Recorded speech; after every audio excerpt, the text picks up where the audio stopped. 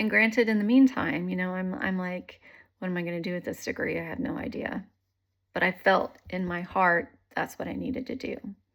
Like, and so I know I had mentioned listening to God's voice.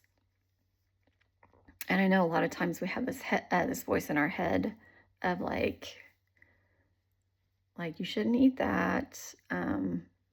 It's gonna make you fat. And then the other side, oh yeah, but you're really hungry. That's not the voice. That's not the voice. That's your head voice. I feel like to me, God's voice is very much more quiet. It's a nudge. It's an urge. It's just this little started. It's this little spark of want. And just like when I started the program, when I finished, I thought I just don't feel like I'm done yet. It was again that little spark of want. Like I think I need to do more. So I went on and got my master's degree.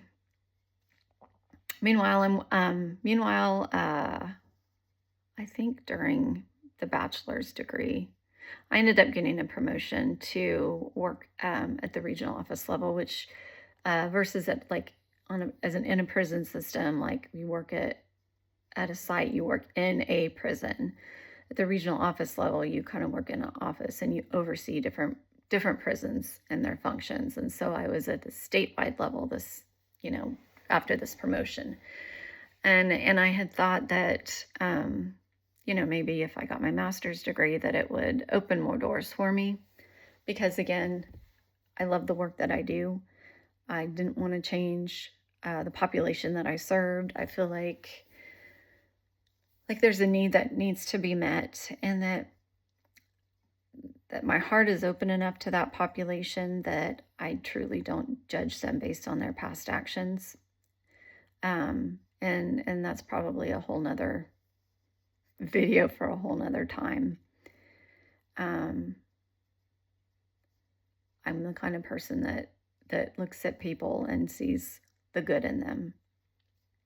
I don't think I've ever looked at somebody and not seen any good at all. So that's a personality. It's not right or wrong. It's a personality. Anyway, so I really felt like I needed to stay working for the prison system. And I was hoping that maybe I could just, because, you need money. Yes, you need purpose and you need like all of it, but you need money to live. And that was one of the main reasons. One of the reasons I went back to school. Another reason was I didn't want to be stalled and overlooked in positions because I lacked education. School's never been hard for me. It was always the lack of vision of what I wanted to do that kept me from pursuing more early on, I guess I'll say. I was a 4.0 student the first couple of years in college, and then I chose not to go on because I didn't know what I wanted to do. And then when I had my first child, he was sickly, and I decided to go into nursing so I could be a better mom and advocate for him. He's fine now. He's fine. He was just wimpy at birth. So I went into nursing then just to take better care of him. But again, like school was never difficult for me. It was never hard or challenging or stressful. I just never went on because I truly just didn't know what I wanted to do. Like there's no point. But the master, so I decided, yes, I needed to go on for my master's degree. That came with student loans because the grants were maxed out. You can't usually get grants. There were a few scholarships, but as you go on in your education, the credits get higher, so student loans involved, but I just felt like this is what I need to do.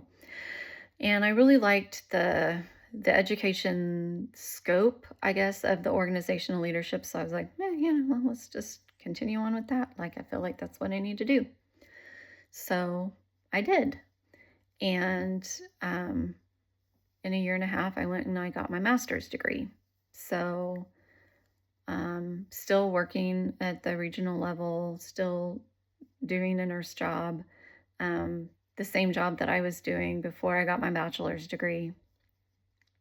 And again,